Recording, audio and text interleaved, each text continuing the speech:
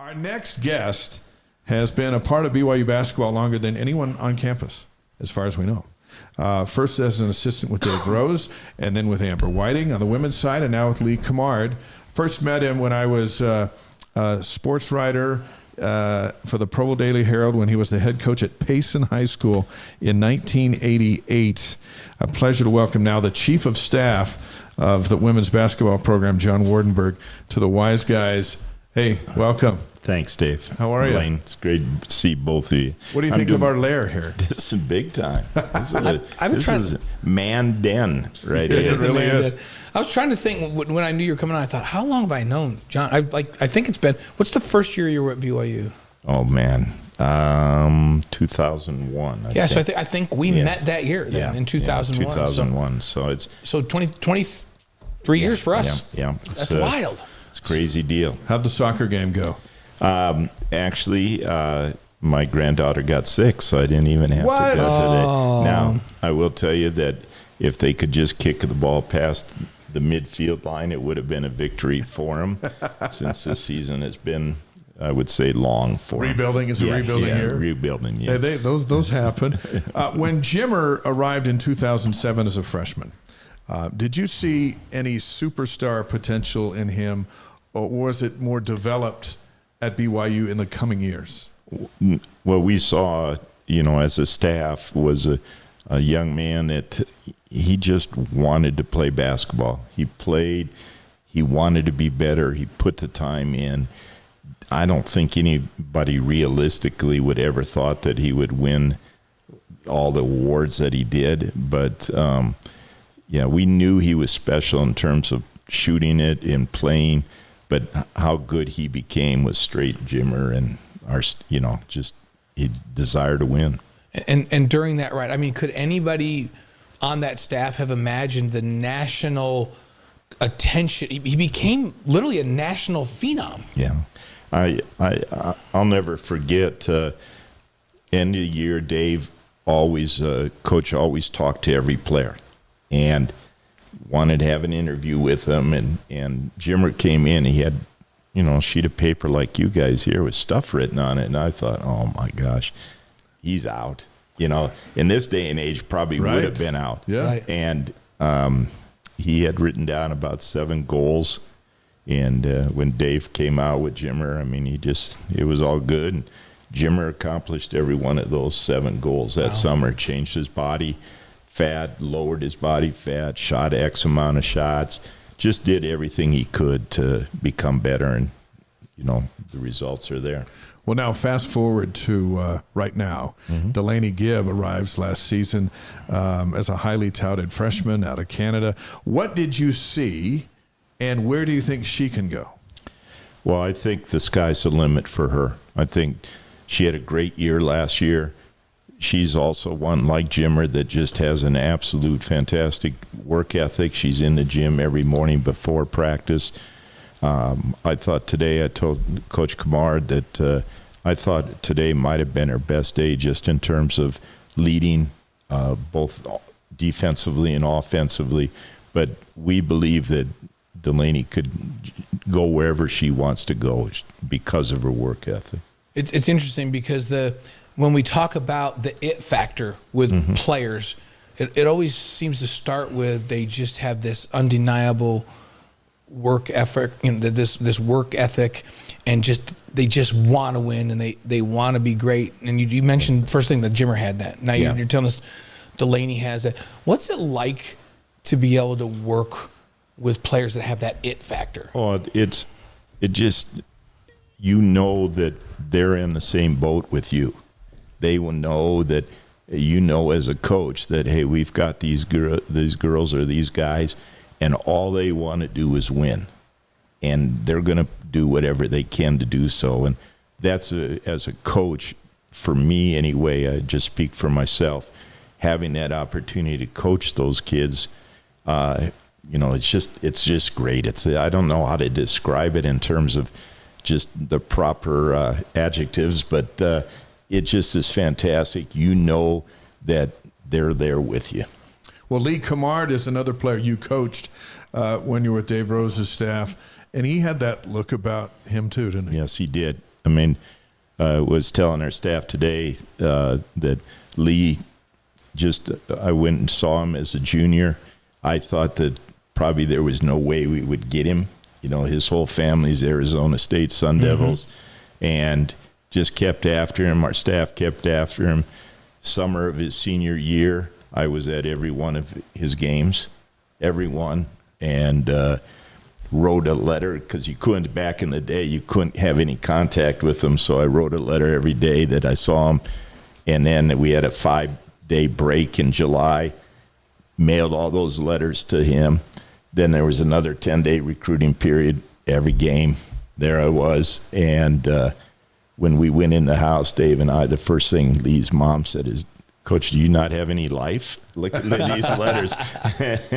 But Lee had that deal. He had that it factor too. He just, all he wants to do, or wanted to do back then, is just win. Yeah. And this name right here was so important to him.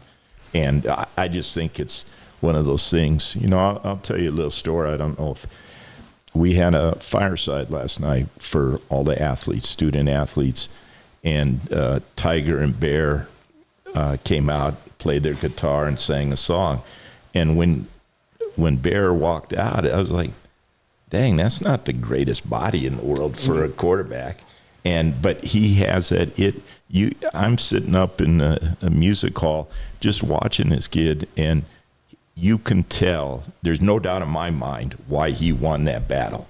He just has this magnetism of, I'm here, let's go. And by the way, they did a great job singing. Yeah, he's good on the guitar too. It's crazy. Yeah. I remember back when I was covering the team when Lee was playing, an assistant coach said to me one time, Lee Cummard. And I said, "What about Lee Cummard?" He goes, we got to deal with Lee Cummard. And I said, well, how do you deal with him? He goes, I'll tell you what, that kid is the toughest, like thin. And he goes, wait a minute. I said to catch myself. I was going to say he's the toughest, like skinny guy I've ever seen. Yeah. He's the toughest guy I've ever seen.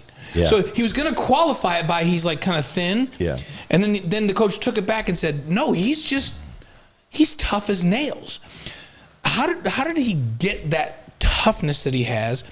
And does that come out when he's coaching this women's team? Oh, there's no doubt about it. It's one of his, when you say it factors, it's one thing about Lee is, first of all, he loves BYU, loves it with all his heart, and he loves these girls and wants them to be successful on and off the floor. But that toughness carries over that you're talking about. He is going to work and work and work to make this program successful. And you ask why? Well, I'll give you my opinion. He has like 8 brothers, and I think they probably beat the snot out of each other about every day. And so Lee had to survive. He was the youngest, if you guys can imagine. Yeah. So, a lot of them are baby, but sometimes they have to be the toughest. Yeah. So, but it carries over. It sure does. BYU Chief of Staff for the women's basketball program, John Wardenburg's on the Wise Guys, presented by Brady Plus, Mountain America Credit Union, and Eddie. Now, when you were here with Dave Rose, there was no such thing as Chief of Staff. No. And now there is. And so what is that like for you? And I was totally surprised at how the elements around this game now have changed so much, where you are a chief of staff. Yeah, I would tell you, Dave, that if we collectively, all of us, put together a bingo card 4 years ago, this is how college athletics is going to be, I don't think we'd have 3 right. And I'm including the star in the middle. You know what I'm saying? Yeah. Hey, that's a free one. We still wouldn't have hit 3. You know, I'm just very fortunate to be and blessed to be able to still be a BYU. You know, obviously I'm a little bit older, but, you know, my goal is to help our staff, our players, Lee, in whatever form I can, and continue to build this program. I have a lot to give, feel great, and think I can be a tremendous help to them. Michael on the stream says, John saw a video of the women's basketball team, and you looked like you were really enjoying your time with them. Oh, I am.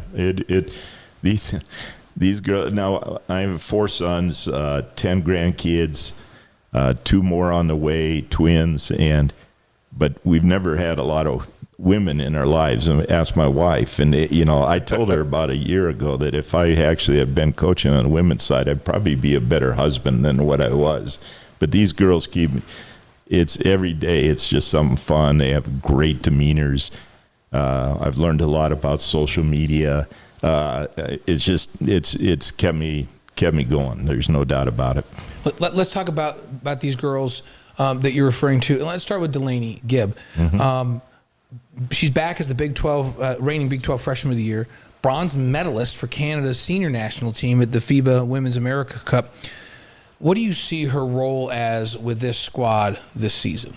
Well, she's obviously the bullseye on our team, and just continue doing what she does offensively. She is extremely good defensively also. So, just be a leader on the floor, off the floor, and continue to work on her game, which we talked about earlier. She does.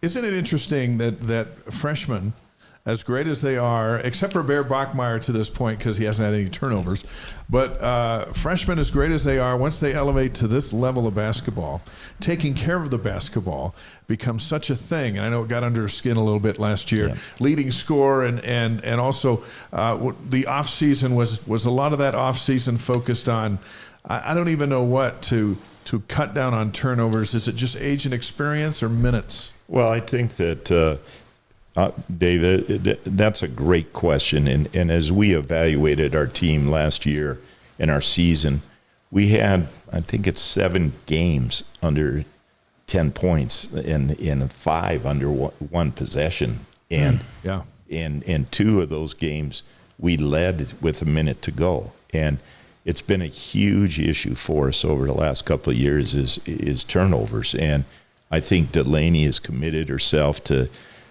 work on that. She knows that's a part of her game.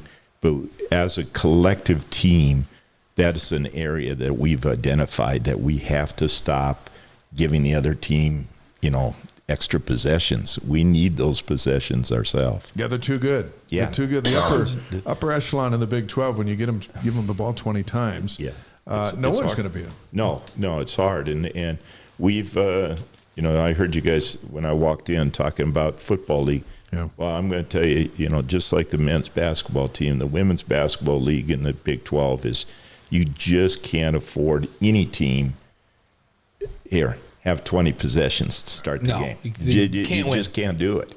And we know that, and it's a huge priority for us. One of the things that we noted last year, the last couple of years, as BYU moved into the Big 12, it seems like every team in this league has size up front. And we'd call some games and go, man, BYU's just a little undersized in this matchup. BYU's just a little undersized again in a game we did in this matchup. What did you guys do to address that in the offseason? Well, we brought in one girl in the portal, a girl from Germany, actually, that really she can catch anything. And she's taller, a little skinny for, really, but her size gives us an opportunity. She can really run. The other person we brought in is a young lady named Bola that actually played the last 4 years in high school in Japan, but she's from Nigeria. 6'3"? Right? 6'4" plus. Yeah. Okay. And she's really, really athletic. And she's every day gets a little bit better. The first day, in all candor, the first day we went out and practiced, and she set about 50 illegal screens, and that's a good thing to tone down, right? Yeah, we can work through that. But the biggest thing about that is that FIBA basketball is a little bit, more physical. Yeah. There's different rules. It's like the Detroit Pistons. Yeah, well, I'll tell you what, she set a screen today on one of our practice players, and his head jerked a little bit, and she didn't move, and he did, and she's going to be I think a crowd favorite for us. So those two are really helping us, and then Heather Hampson has made good stride, and so we feel we've done a good job of addressing it, but still need to continue to get bigger. 6 freshmen plus the return of a healthy Ariel Mackey-Williams, which was a huge loss last year when she went down. And one of our favorites, Mariah Hudgens, the Taylor Swift super fan of the free world. That gives you an influx of 8 somewhat newcomers. Yes.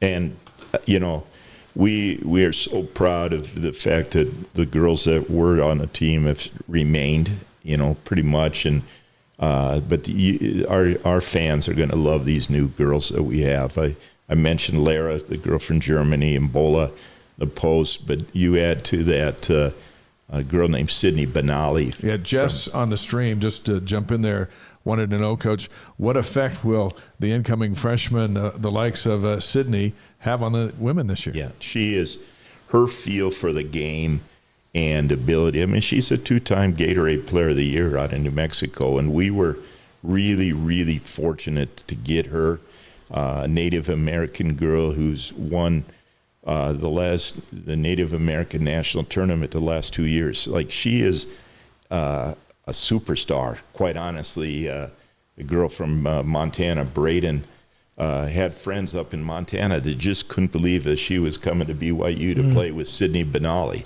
Really? She is really just has an unbelievable flair for the game. And then the pickup late we got with Olivia Hamlin from St. George, right.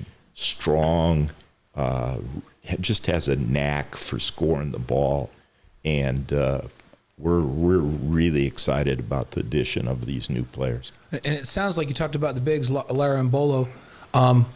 You mentioned with both of them, and they can both run the floor. Yeah, and that's part of what Lee wants to do, right? No doubt. I mean, we're trying to get stops and go. And if you're going to play like that, Dave, to go back to your question, we have to be able to play at a high rate, but take care of the ball. Mm-hmm. Yeah. And so we believe we're much deeper than we have been over the last few years. There's no doubt about it.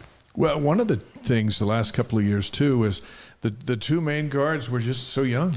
Yeah. And so at least now with Delaney, with a year of experience and then the off-season experience with the Canadian national team, there should almost be a shift of a guard who might be new, but the guard next to her isn't. Yeah, that is absolutely the truth. I mean, Amari and did a great job, but it's hard. Yeah. It's a hard deal, and get old, stay old is a old adage in every sport, and it's true in basketball too. And it sure pays off. Yeah, Get old does. and stay old. Yeah, See, we're all three getting old, and Yeah, we're that's trying right. to stay old. And Yeah. Sydney sounds like she's got good handles. Like she's a great ball handler. Yeah, she'll play point for us a little bit, play off guard. Olivia will do both also. And Ari, it was a huge loss for us over the last couple of years, and she's back. And Mariah off the injured reserve too. Well, both of them are really going to contribute for us. It all starts with Western Colorado, which is next month, by the way. Yeah. In a couple of days, it's going to be this month. Let me just share with you, we have 3 weeks. We actually have a closed-door scrimmage Friday the 17th against San Francisco in San Francisco, and we'll fly back that night because we would have had an absolute uprising if we would have done that game on 18th. Some little football game going on. Yeah, you can't be messing around with the 18th. That's for sure. The Big 12 opener is December 20th at UCF, and there's a lot of basketball in between the scrimmage and the opener and when you get to conference play. How do you feel about this schedule that you helped put together? We, it came together really nice. We love the fact that we're pretty much either a Wednesday or Thursday and then a Saturday game. And that gives us a little bit of break. We're not playing like 2 days or whatever. Mm-hmm. We're not playing on Mondays where we don't get to practice on Sunday. And then we're going down to the Virgin Islands, which will be a great tournament. And we really like, also, we're going to play in the Delta Center, yep, which is, I think, a few years back. But we're just trying to get our girls opportunities to play in big spaces. And I think this schedule, to be very candid, is one that's going to prepare us for the league. There's teams that are going to press us, just like West Virginia does. There's teams that are going to try to throw the ball into the post, like TCU with the big, and and teams that run motion, like Utah does. So we hope that this will prepare us. no doubt. Well, as the chief of staff to book the Virgin Islands, nice job. Yeah, that's maybe. I'm sure your wife said that that's might be the feather in your cap for everything you've done at this point. So, when it's crazy because we just finished scheduling. The game times, a couple game times are up in the air, but we're already working on next year's schedule. We have about 3 more games to schedule, and so we're excited. We're excited about the future. We're excited about the present, and love these girls. You didn't ask. I'll tell you one other person. All right. When you ask about our team, Brindley Cannon has just worked hard, and she has been a special, surprise for us in how hard she's worked, and she's going to be a helper. Cambry Barber, other returner, battled a foot injury all summer, but she's back at practice now in full speed, and those 2 girls right there are going to be integral parts also of this team. Fantastic. Sounds good. Sounds like we're ready for 5 questions with John Wardenburg here on the Wise Guys. We're live on YouTube, Facebook, Twitch, and wiseguys.com all over the world here tonight with the chief of staff of the women's basketball program. 5 questions. It's presented by Strategy Square. Get more info at strategysquare.co. You ready, Blaine? here we go. Favorite sports movie? Oh, man. Yeah. Hoosiers. Classic. Yeah, I figured. Same as Marie Osmond, by the way. That was right out of her mouth. Marie picks Hoosiers. Her and I are tight. Yeah, I know. Well, she's married to a basketball guy. Well, so. it's a face like this, draws women. Oh, like yeah, absolutely, like Marie. Marie, yeah. So, so now favorite singer or band, not named Marie Osmond. I'm going to go back. 3 Dog Night. 3 Dog Night. Wait, what's 3 Dog Night's best? Blinded by the light, right? No. Three Dog Night. What goes up must come down. One is the loneliest number. Well, that's the one. One is the loneliest number. 3 Dog Night. That's our first 3 Dog Night. First concert I've ever been to. Was it at the Merritt Center? Or was it Salt Lake? Back in Wisconsin. So 3 Dog Night. We're like 3.5 years into this thing. Nobody's come with 3 Dog Night. 3 Dog Night. Milwaukee Summerfest. Wow. Summerfest in Milwaukee. Oh, that is like huge. one of the greatest. You're not a Brewers fan, are you, before we go any further? No. Okay, no. good. I did notice your Cubs socks you got. Oh, Yeah, He's a Cubs. we're in the He's playoffs through tomorrow. Cubs. I got to put the socks on. I'm telling you, Summerfest in Milwaukee is one of the great summer music and food festivals of all time. It's unbelievable. Right on a lake, and it's just about five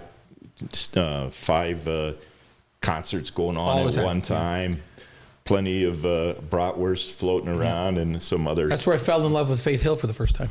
some other beverages going on there. Faith Hill and Tim McGraw were singing together. Oh, that's big time. Amazing. So, okay, 3 Number Dog 3. Night it is. Favorite breakfast cereal? Captain Crunch. Classic. That's his. Yeah, Captain Crunch. That's his. I Wow. had some this morning. No Crunch Berries, just a plain Captain Crunch. Oh, just plain. Just go. That's Dave too. You can come on this show whenever you want. No, that's a little messed up, I think. Keep So. just pouring it in. Yeah. No, No, down. you There's get about, the- You can't eat it too fast or you wrong? lose the roof of your Captain mouth. Crunch with Crunch Berries. You eat out all of the crunches, and you save like 4 huge bites of nothing but berries for the end. no, Captain Come on. Crunch. We take Oh, it wow. straight. It's messed up. Okay, your favorite coaching moment? This could go back to your championship teams. It could go anywhere.